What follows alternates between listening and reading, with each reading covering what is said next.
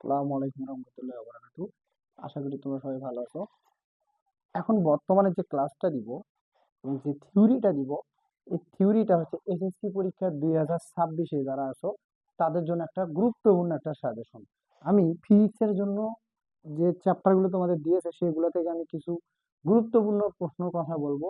সেই প্রশ্নগুলো যদি তোমরা সলভ করতে পারো তাহলে এসএসসি পরীক্ষায় গিয়ে সৃজনশীল মাস্ট বি 100% শিওর, 100% শিওর যে এই টাইপসের প্রশ্নগুলো তোমাদের ওই অধ্যায় থেকে কনফার্ম হবেই হবে। আমি তোমাদেরকে চারটা অধ্যায়ের কথা বলবো, চারটা অধ্যায় থেকে যে প্রশ্নগুলো বলবো সেই প্রশ্নগুলো আসতেই হবে, আসতেই হবে, এটা আমার চ্যালেঞ্জ। দেখো, তোমরা গতি অধ্যায়ের কথা বলি তোমাদের।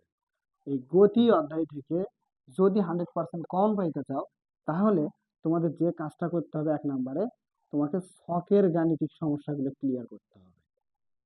ছকের গাণিতিক সমস্যা, তুমি যদি ছকের গাণিতিক সমস্যাগুলো ক্লিয়ার করতে পারো তাহলে তুমি 100% এখান থেকে তুমি একটা বোর্ড কোশ্চেন পাবেই পাবে, যে কোনো বোর্ডে, আমি শিওর।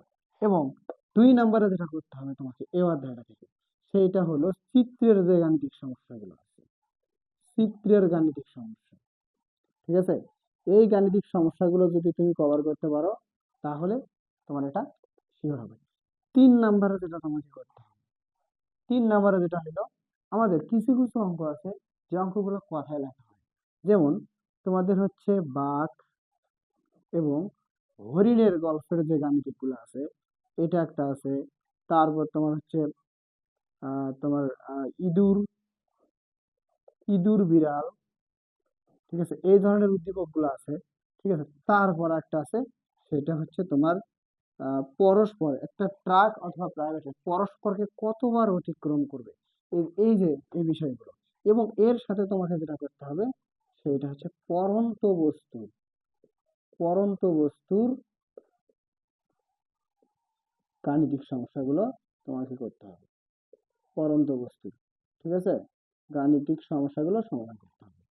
যদি এই টপিক কয়টা তোমরা যদি করতে পারো, আমি 100% দিয়ে দিলাম যে গতি অধ্যায় থেকে তোমাদের কমন থাকবেই থাকবে। এটা হলো একটা অধ্যায়। 2 নম্বর যদি আরেকটা অধ্যায় বলি, সেইটা হইল কাজ, ক্ষমতা ও শক্তি।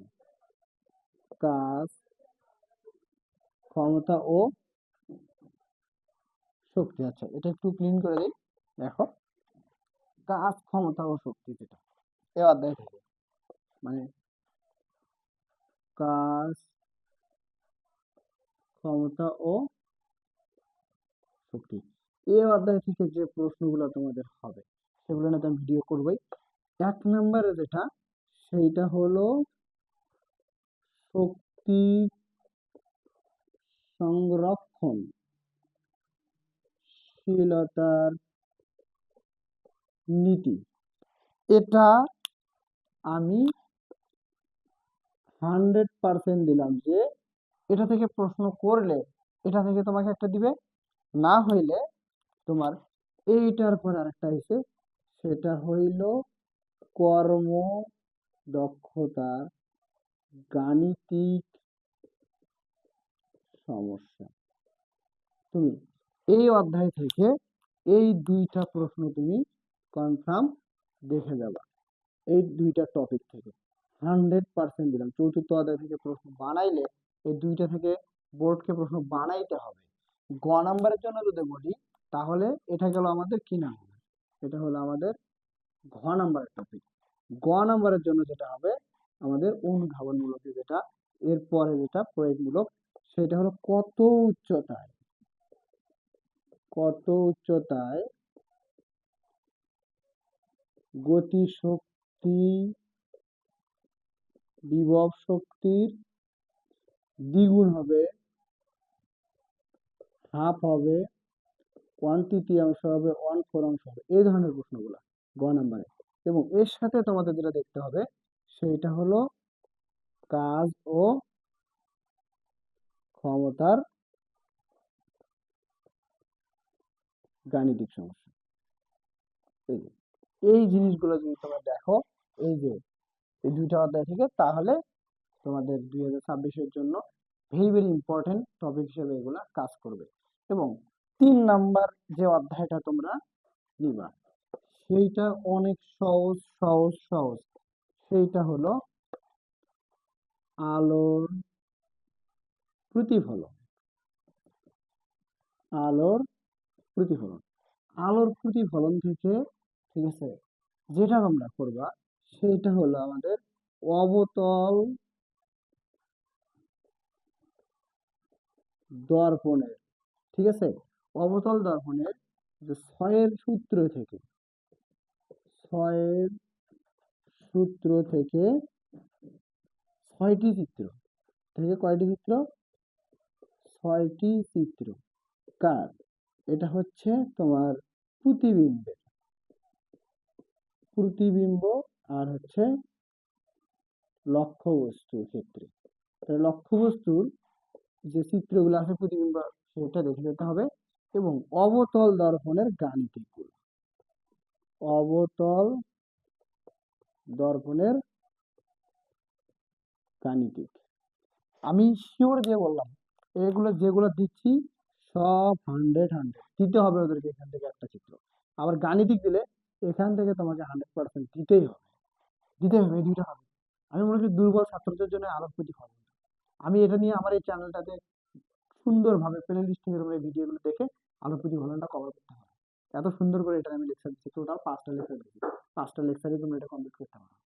এটা 3 নাম্বার চ্যাপ্টার। এবং এখানে কিছু ম্যাথ আছে, বিবর্ধনের ম্যাথ আছে, উত্তল সমতল। তোমরা তাছাড়াও যদি 100% দেখতে চাও তাহলে এই কয়টা তোমাকে দেখে নিতে হবে। এবং 4 নাম্বার যে অধ্যায়টা সেইটা হলো স্থির তড়িৎ। 4 নাম্বার যে অধ্যায়টা সেইটা হলো কি? স্থির তড়িৎ। স্থির তড়িৎ। স্থির তড়িৎ থেকে যে প্রশ্নটা আসবে সেটা হলো সংযোগ, সরল রেখা কোন বিন্দুতে তড়িৎ প্রবাহ,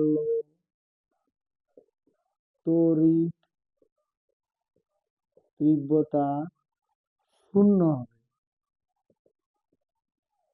1 নাম্বার। 2 নাম্বার, ইলেকট্রন পরিবাহী তার দ্বারা আধান থেকে সংযুক্ত ইলেকট্রন কোন দিকে প্রবাহিত হবে? কোন দিকে প্রবাহিত হবে?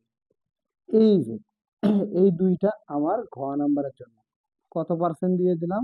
100% আসতে হবে। এবং গ নাম্বারের জন্য যেটা সেটা হলো আকর্ষণ অথবা বিকর্ষণ বল।